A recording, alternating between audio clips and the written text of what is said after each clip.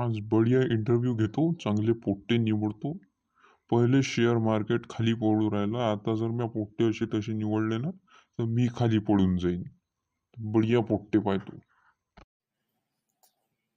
May I come in, sir? हो, ये तिकडे काय लपतो बाबा. ये अंदर आल्यावर म्हणत जाय कोमींचं काय पाहा लागते आता. ये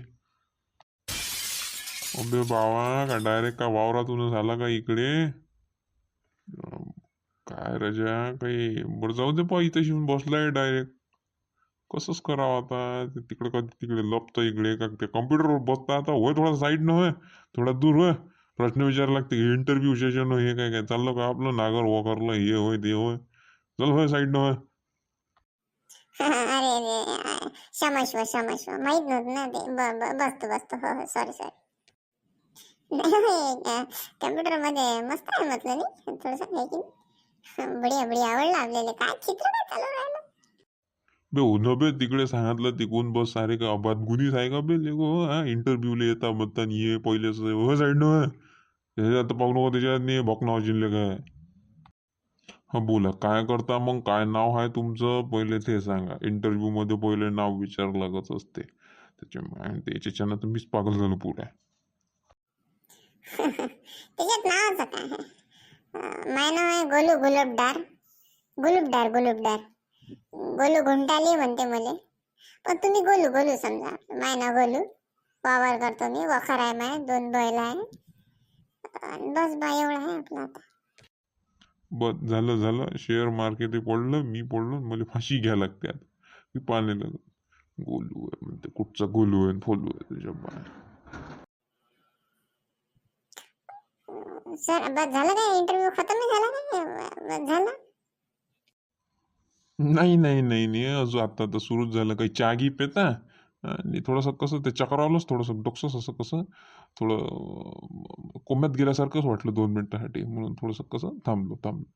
हो बरं मग मला तुम्ही सांगा आता की तुमचं शिक्षण म्हटलं. हो शिक्षण हा लस महत्वाचा मुद्दा आहे. शिक्षण किती झालं हो तुमचं? गोलू गोलू गोलू घंटाल काय नाव आहे तुमचं जे काही असेल ते. शिक्षण सांगा शिक्षण. Yes. I pass 9th 10th 8 9 10.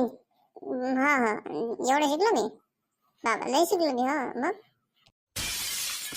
हो मग बस जमलं.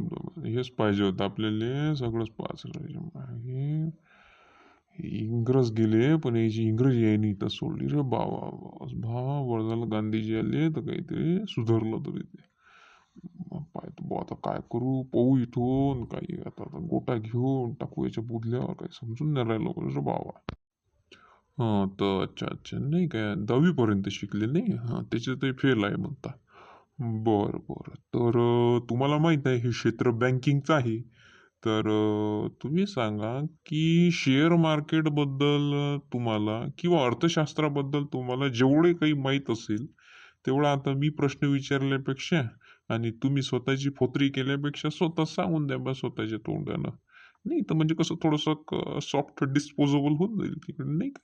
तुमच्या हिशोबाने येस नो जे काही येते इज द वाज द जे काही येते म्हणजे समजा आता वाईट नको वाटून देऊ. चाल द्या. Yes no. हो. म्हणजे कसं माझं शिक्षण थोडंसं अपूर्णच राहिलं म्हणा. याच्यात बाबाची काही चुकी नाही. आता मी माझ्या मेहनतीनं भरपूर शिकलो. अर्थशास्त्राचं जर सांगायचं झालं तर अर्थशास्त्रात मी पैशाला तर व्हॅल्यू देत नाही. पण आमच्या मॅडमनं फक्त आम्हाला एवढं शिकवलं होतं की ॲडम स्मिथ आहे बा म्हणजे कोणीतरी याचे जनक म्हणून. तर तेवढे येते आपल्याला. मी प्रत्येक प्रश्नाचं उत्तर तेच सांगत असतो. अर्थशास्त्राचं दिसलं की ॲडम स्मिथचं लावून देत असतो मी. म्हणजे अर्थशास्त्र, म्हणजे ॲडम स्मिथ. तर एवढे येते बा आपल्याला. इज द वाज द येस नो. जमलं आता काहीच पाहिलं